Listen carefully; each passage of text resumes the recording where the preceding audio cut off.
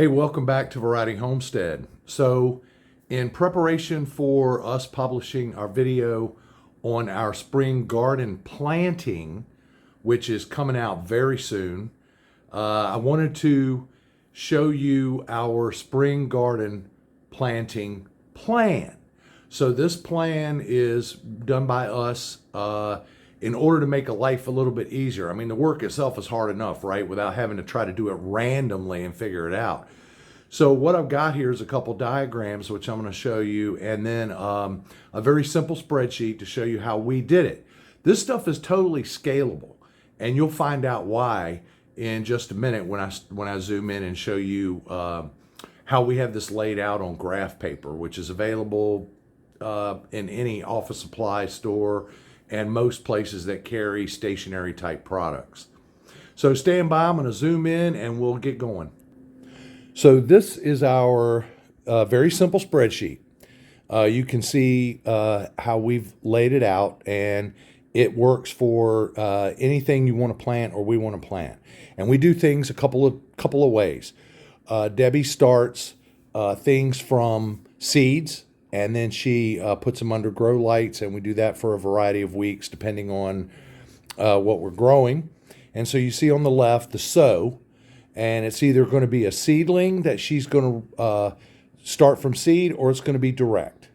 And then how many she's doing is in the next column, and you can see 2 for banana peppers, 72 for carrots, 4 for cayenne pepper, etc., etc.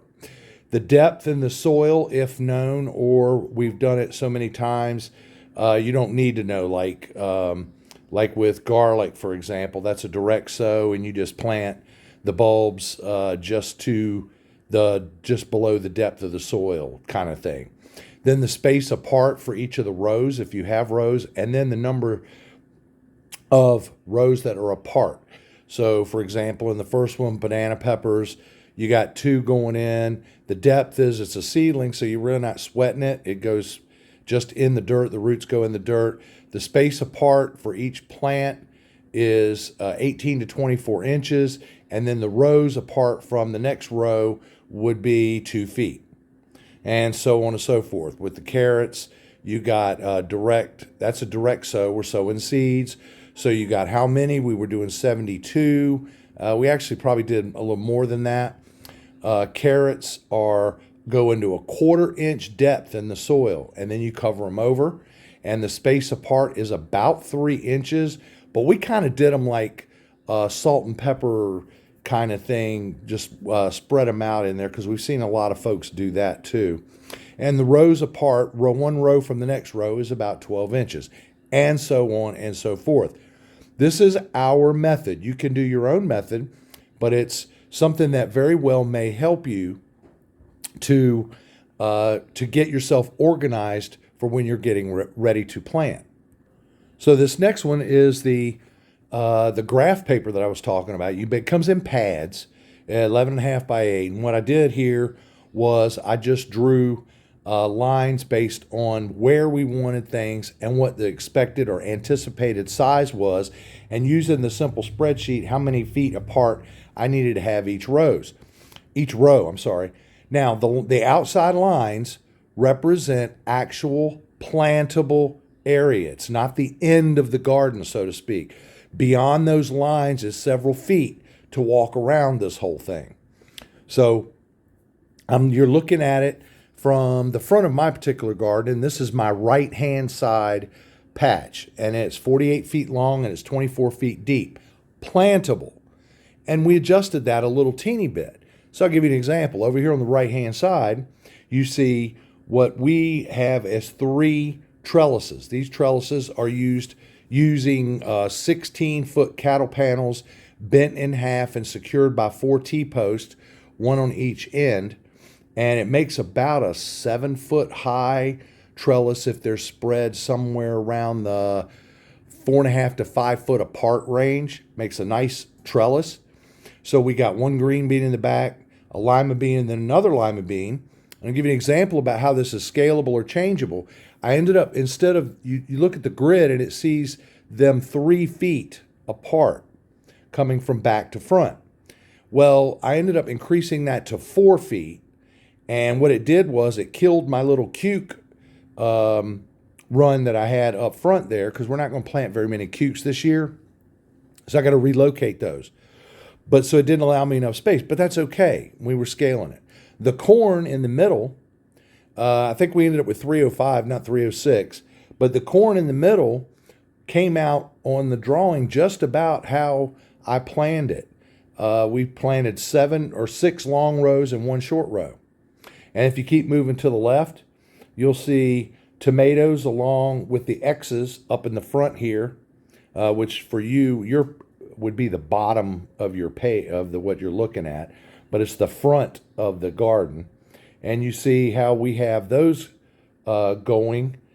And let me see if I can do this out a little bit more. There you go. So you see the tomato plants going across there. We ended up actually planting 5 tomato plants. And then 3 feet behind that, you see okra on the left. And then you see 1 lone tomato plant. Well, we ended up planting okra all the way across. And then you see a row of peppers. And those boxes between on the graph paper are spaces between the rows. And then in theory, you plant the plants in the middle of that row. Then you got 2 more feet. And you see there's another row of peppers. And then there's like 3 feet of ground. And there's 2 bins up in the top left-hand corner, and those 2 bins are 4x8 bins.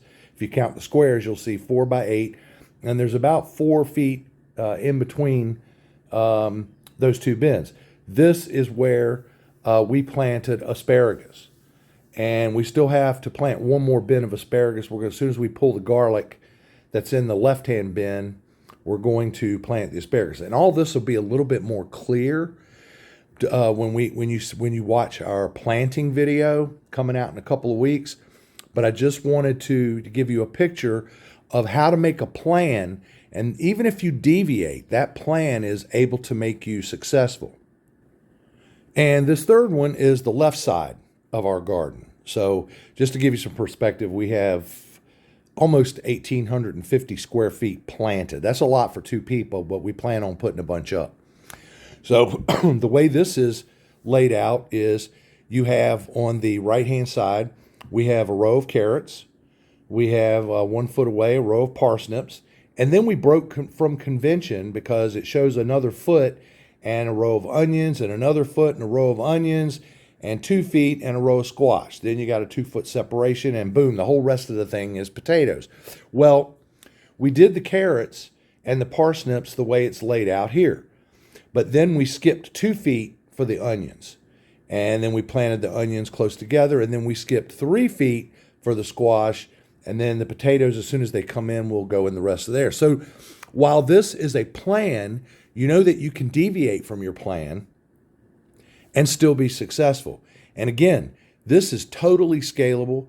You can do it. It's scalable for anybody. Just get you some of that paper, draw it out for yourself. It doesn't have to be fancy. I did use a ruler and a pencil and made X marks and all that good stuff. You can take it as far as you want to go, but it'll be really, really, really successful for you if you plan things out ahead of time.